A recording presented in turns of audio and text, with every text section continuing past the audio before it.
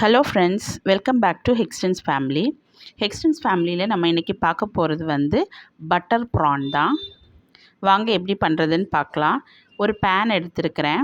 அதில் 1.5 table spoon எண்ணெய் சேர்த்துட்டு, அந்த எண்ணெய் சூடான உடனே நான் 2 கையளவுக்கு இறாலை இதில் சேர்த்துருக்கிறேன். எனக்கு சின்ன சைஸ் இறா தான் கிடச்சிச்சு.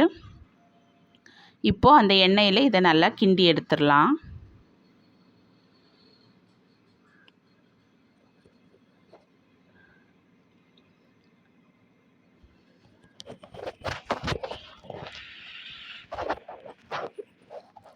இப்போ இறா லைட்டாக கலர் மாற ஆரம்பித்த உடனே இப்போ இதுக்கு தேவையான உப்பை நம்ம சேர்த்துக்கலாம். நான் ஃபஸ்ட்டு 1/4 டீஸ்பூன் உப்பு சேர்த்துருக்கிறேன். நம்ம கடைசியில் வேணால் செக் பண்ணிவிட்டு எக்ஸ்ட்ரா வேணால் கூட ஆட் பண்ணிக்கலாம். ஏன்னா கொஞ்சம் இறா இருக்கிறனால நான் 1/4 டீஸ்பூன் தான் முதல்ல ஆட் பண்ணேன். நான் இந்த இறாக்கு தேவையான 20 சின்ன சைஸ் பூண்டு நல்ல சின்னதாக கட் பண்ணி வச்சுருந்தேன். அதை இப்போ இது கூட சேர்த்துடலாம். சேர்த்து அதையுமே இந்த இறா கூட நல்லா கிண்டி விட்டுடலாம். இப்போது பூண்டு லைட்டாக வதங்க ஆரம்பித்த உடனே நான் 1 டேபிள் ஸ்பூன் பட்டர் இதுக்கு கூட சேர்க்குறேன். வெண்ணெய்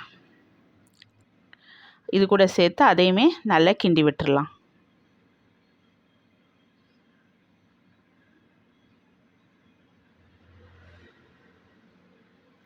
இப்போது இந்த வெண்ணெயிலேயே அந்த இறாலும் நல்லா வெந்து வரும். இறா சீக்கிரம் வெந்துடும்.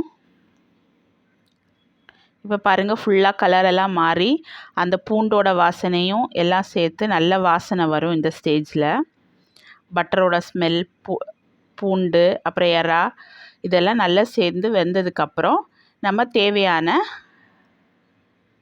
மிளகு சேர்த்துக்கலாம், மிளகு பொடி. அது கூடவே கொஞ்சம் சில்லி ஃப்ளேக்ஸும் ஆட் பண்ணிக்கலாம். சில்லி ஃப்ளேக்ஸ் இருந்தால் ஆட் பண்ணிக்கோங்க. இப்போ உங்களுக்கு ஆட் பண்ணணும்னு தோணுச்சுன்னா கொஞ்சம் காஞ்ச மிளகாய் எடுத்து மிக்சியில் போட்டு நல்லா குறையாக அடித்து எடுத்திங்கன்னா உங்களுக்கு சில்லி ஃப்ளேக்ஸ் ரெடி ஆயிரும். அதை நீங்கள் ஆட் பண்ணிக்கலாம். இப்போ இதெல்லாம் சேர்ந்து பிளெண்ட் ஆகி வர்றதுக்கு கொஞ்சமாக தண்ணி சேர்த்துக்கலாம். 1/4 டம்ளருக்கும் கம்மியாக தண்ணி சேர்த்துக்கோங்க. ஏன்னா ஆல்ரெடி ப்ரான் வெந்துருச்சு. இப்போ நமக்கு கொஞ்சம் கிரேவி பதத்துக்கு வேணும்ல, அதுக்காக தான் நம்ம தண்ணி ஆட் பண்ணுறோம். தண்ணி ஆட் பண்ணதுக்கப்புறம் நான் கொத்தமல்லி இலை சின்னதாக நறுக்கி வச்சுருக்கிறேன். எவ்வளோ சின்னதாக நறுக்க முடியுமோ அவ்வளோ சின்னதாக நறுக்கிக்கோங்க. அதை ஆட் பண்ணுறேன். நீங்கள் க்ரீன் ஆனியன் இருக்குது, அதை ஆட் பண்ணணும்னு நினச்சிங்கன்னா அது கூட ஆட் பண்ணிக்கலாம்.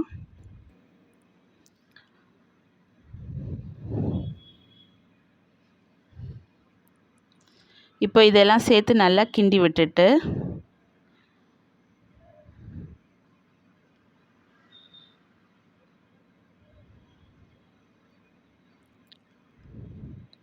ஒரு 2 நிமிஷத்துக்கு வேக விட்டுறலாம்.